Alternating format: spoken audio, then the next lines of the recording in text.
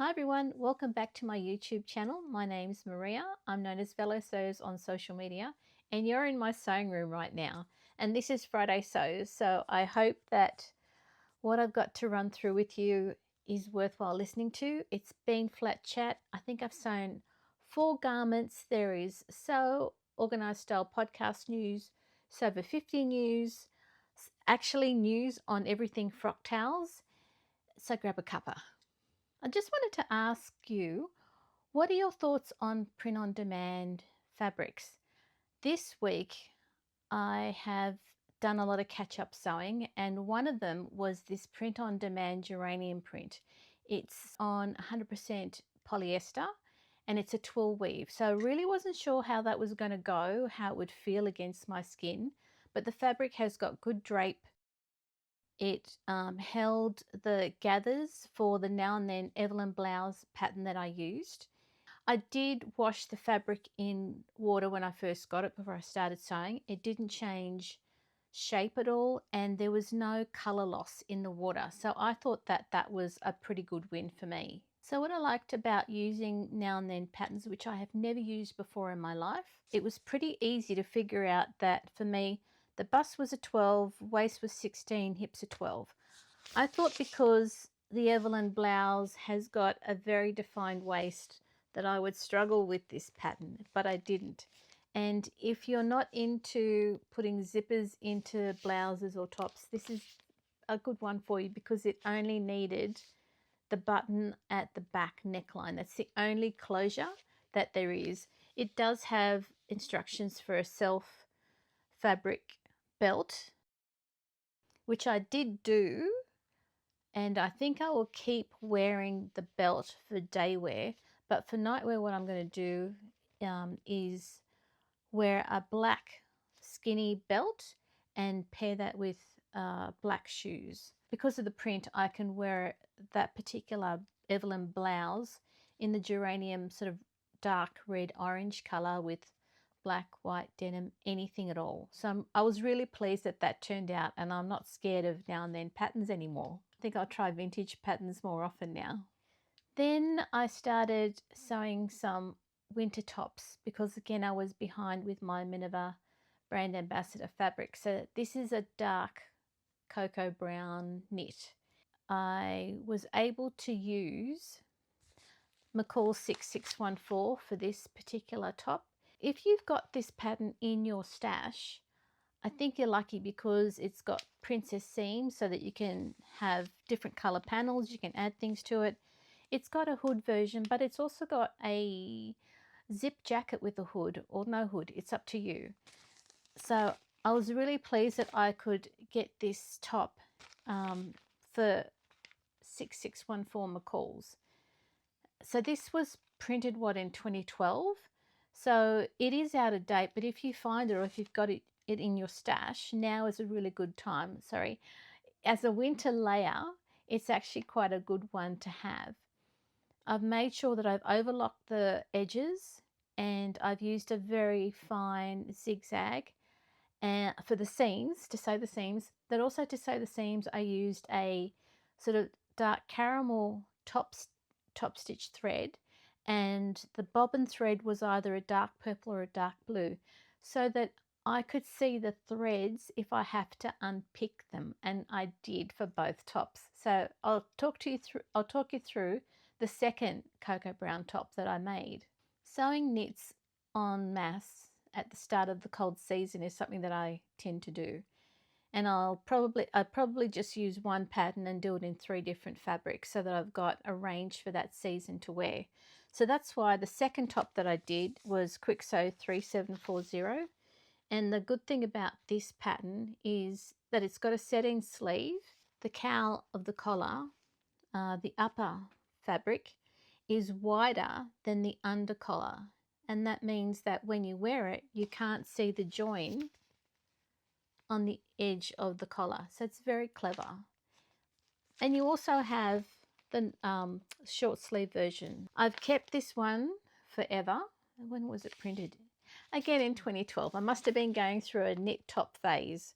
So that was the other cocoa brown layer that I've made out of this cocoa brown knit from Minerva. And the very last thing I sewed this week is this jacket behind me.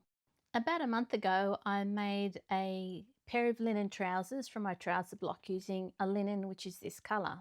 And it was a good one to have to pair with my French Chanel style jacket that I've sewed.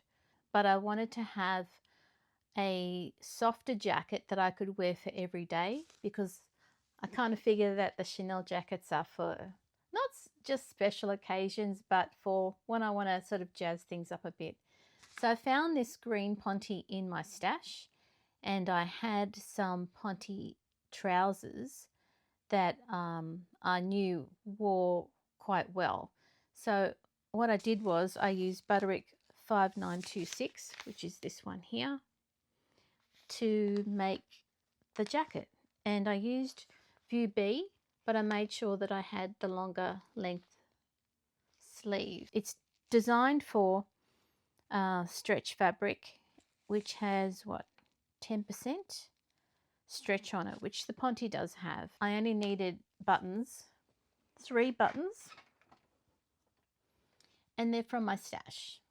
So this is my contribution of two from the stash for the month that Helga and McCall run for people who want to start working on their stash fabric. One of the challenges of sewing a ponte jacket was the collar points, and so I used enough interfacing to make sure that the collar is firm enough, and then I used some edge tape. So you can get it from Prym, and it's an iron-on tape, and it's 2.5 centimeters wide.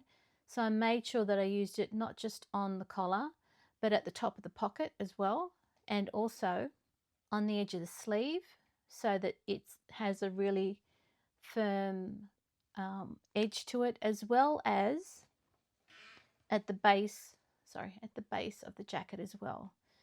So they're the notions that I used for sewing ponte. While it's a soft fabric, I wanted it to have some definition which would make it a jacket rather than a cardigan. I almost forgot. I did a pattern test early in the week, finished it, and I didn't break any sewing machine needles. That sometimes happens when I'm doing a pattern test and I'm trying to rush through. So I used boiled wool and muslin fabric, and that's all I can tell you until the pattern is released. Sorry. So one last thing is I've been able to wear my white drill trousers because it is winter, but it's not that cold at the moment. And what I found was they were really baggy at centre back. Sorry, putting my hand there to make sure that it's not that baggy. I ended up taking out probably 4 centimeters out of the centre back seam. So I don't know, does white drill fabric stretch, or is it just me? I'm just putting the question out there. This week on Sew Organised Style podcast, I had Tracey Clement. She's a local textile artist. She's also a writer. She's a journalist, and she sews her own clothes. One thing that I found was really intriguing for me when I was following Tracey before I got on the podcast was she was working on some tulle and making it into bodies. I had no idea. Anyway, she's on the podcast and she is able to give us some more insight as to what the old birds, which is what she calls them, was all about. So I hope that you listen to Tracey Clement. Tracey's sewing account is Tracy_Tinker_Taylor. And her textile art account is Tracey A. Clement, all one word. So let me know what you think about her story. It's not just about sewing clothes, but there is an emotional connection between her textile art and what she sews. Now for some SewOver50 news. Just want to make sure that you tag your Instagram posts with @ShareSewOver50. So you put that tag onto the photo of your post on Instagram so that you can be seen by the SewOver50 community. There's over 50,000 followers on SewOver50, and ShareSewOver50 is the way that we can keep each other together without bothering with the algorithm on Instagram or the fact that the search function and hashtags doesn't work for us.